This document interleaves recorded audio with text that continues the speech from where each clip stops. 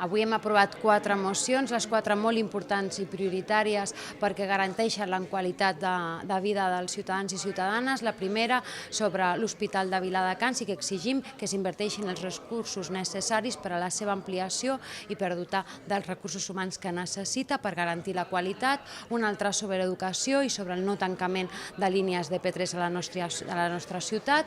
La tercera, sobre les cases, la protecció de les cases de l'Avinguda Generalitat, perquè hi ha molt neguit dels veïns que viuen allà, i l'última per millorar els serveis i la informació que es dona a la ciutadania en relació amb els serveis funeraris.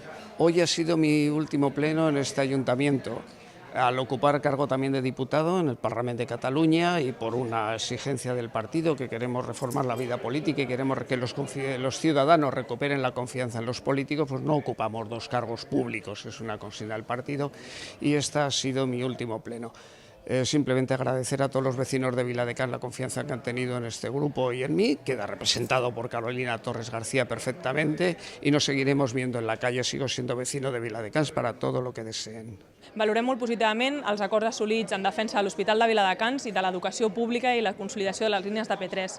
Destaquem la nostra moció de defensa de l'Ebre i sobretot les nostres mocions per protegir els ciutadans dels abusos en els serveis funeraris i sobretot ens omple de molt d'orgull haver arribat a un acord per salvar les cases de l'Avinguda Generalitat, patrimoni i dignitat pels seus propietaris. Ha sido un pleno que yo creo que podemos estar satisfechos porque hemos sido capaces de ponernos todos los grupos de acuerdo, o casi todos los grupos de acuerdo en todas las mociones que planteábamos, mociones importantes como eran el tema del hospital, el tema de P3 o el tema de los servicios funerarios.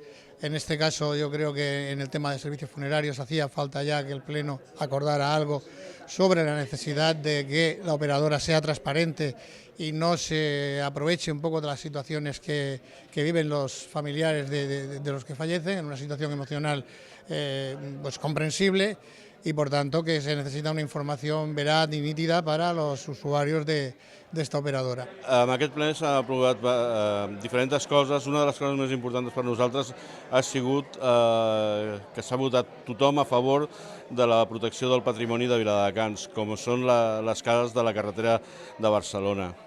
Després, un altre dels fets importants ha sigut que Esquerra ha promogut una moció en contra del pla hidrològic quan no teníem per què, perquè ha sigut un pla molt avanç social, amb molta participació y consensuat amb tothom. La palabra que define lo que ha pasado en el Pleno de Lleno es la palabra consenso. Todos los grupos políticos hemos trabajado y aportado para que no se cierren las líneas de P3, para que se dote de recursos al Hospital de Viladecans, para que los vecinos de la Avenida Generalitat duerman más tranquilos y para que los servicios funerarios en Viladecans sean menos abusivos. Seguimos trabajando por vosotros. Desde Guanyem Viladecans Cap presentamos una moción en defensa de la educación y de las no retalladas de los P3, tanto en Viladecans como en el Baix Llobregat. Nos congratulamos porque se ha aprobado, excepto por un grupo político, ha tenido mucho apoyo.